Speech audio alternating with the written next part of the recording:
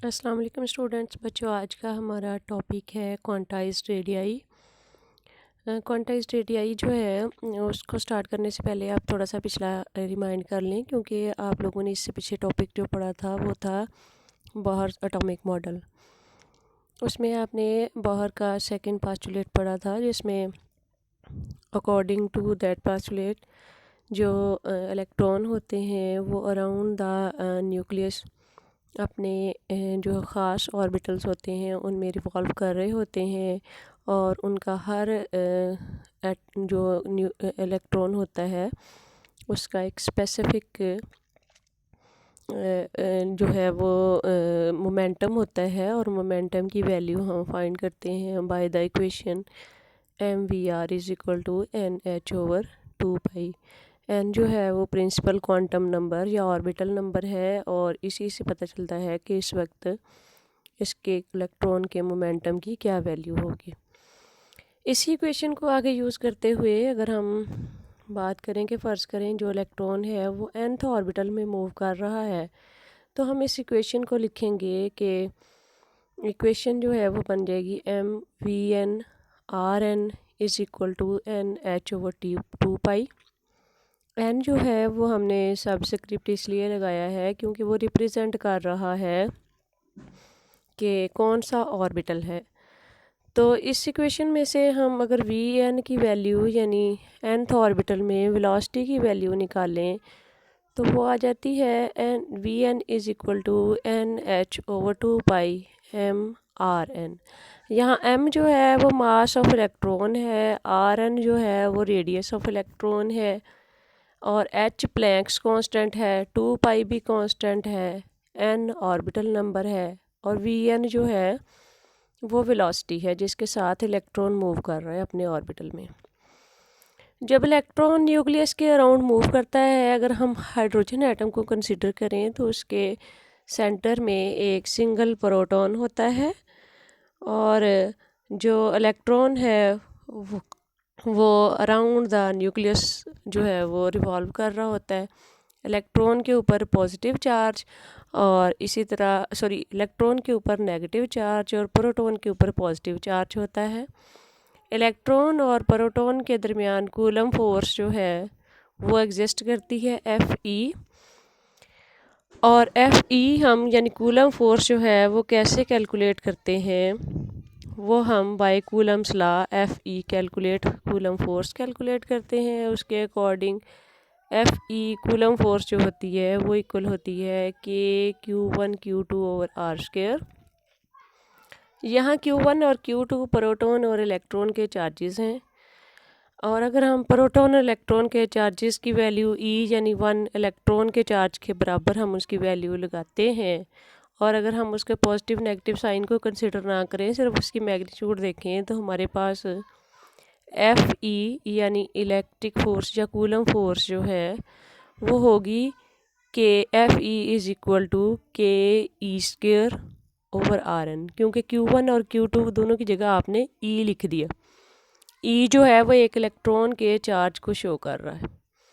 अब ये इक्वेशन आपको Fe यानी कूलम फोर्स के बारे में बताती है, और ये कूलम फोर्स जो है वो सेंट्रीपिटल फोर्स प्रोवाइड कर रही है, यानी इस कूलम फोर्स की वजह से ही इलेक्ट्रॉन जो है वो अराउंड द न्यूक्लियस जो है वो रिवॉल्व कर रहा है, क्योंकि कोई भी चीज़ अगर सर्कल में मूव करती है तो उसको सेंट्रीपिटल फोर्स रिक्वायर्ड होती है। यहाँ पे सेंट्रीपिटल फोर्स जो है वो कूलम फोर्स प्रोवाइड कर रही है।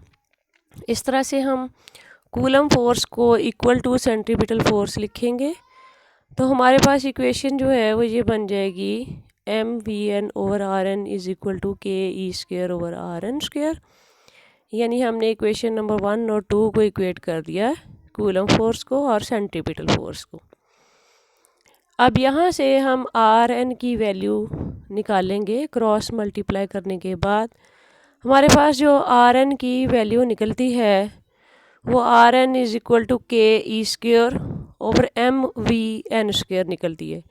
Vn की वैल्यू हम ऊपर इक्वेशन नंबर A में से पुट करेंगे इस इक्वेशन में, तो हमारे पास Rn की वैल्यू जो है वो ऐसे बन जाएगी Rn is equal to KE² multiplied by 4 pi square M R N square. ये 4 पाई स्क्वायर कहाँ से आया, क्योंकि ये नीचे इक्वेशन में देखें ये डिवीजन में आ रहा है एन एच ओवर 2 पाई एम आर एन, इनका स्क्वायर था।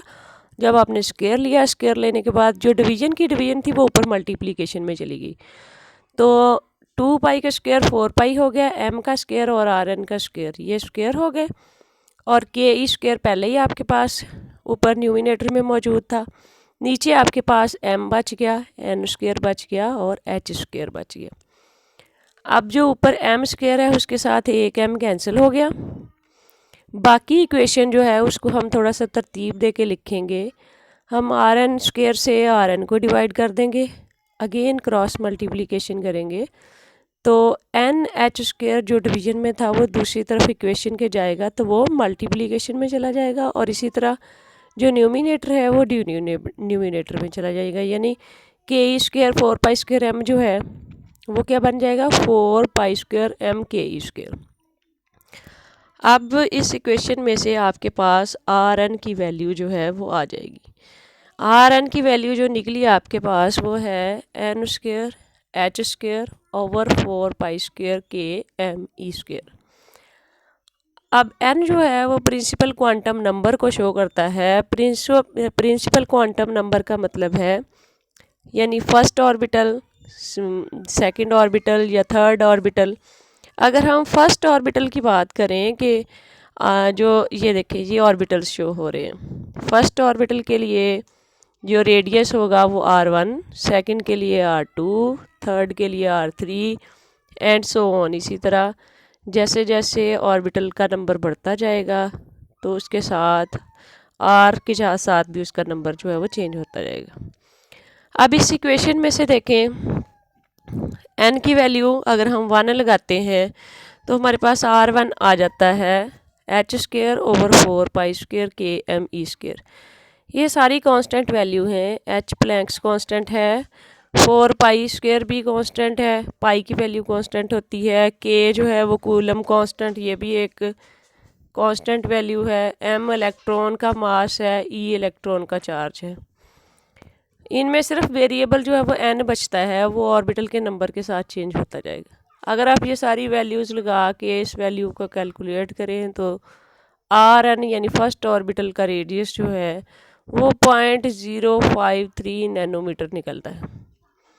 फिर हम इसी तरह n की वैल्यू जब 2 पुट करेंगे, आर एन जो हमारे पास इक्वेशन आई है उसमें n की वैल्यू 2 पुट करें तो बाकी सारी वैल्यू तो r1 है, n स्क्वायर की जगह 2 आएगा, तो 2 का स्क्वायर 4, तो हमारे पास r2 is equal to 4 r1 आ जाता है। इसी तरह जब हम n इज इक्वल टू 3 करते हैं तो r3 आता है 9 r1, और इसी तरह हम पुट करते जाएंगे वैल्यू, तो अगले में यानी पहले 1 का स्क्वायर, फिर 2 का स्क्वायर, फिर 3 का स्क्वायर, फिर 4 का स्क्वायर, तो हमारे पास rn की वैल्यूज़ ऐसे आती आएंगी r1 प्लस 2 का स्क्वायर 4r1 प्लस 3 का स्क्वायर 9r1, 4 का स्क्वायर 16 होता है 16r1 एंड सो ऑन, इस तरह से चलता जाएगा। तो ये हैं आपके पास जो डिफरेंट ऑर्बिटल्स के रेडियाई। और अगर आप देखें ये वैल्यूज़ जो हैं ये क्वांटाइज्ड का मतलब है कि ये एक दूसरे से बिल्कुल डिफरेंट और डिस्क्रीट ख़ास वैल्यूज़ हैं।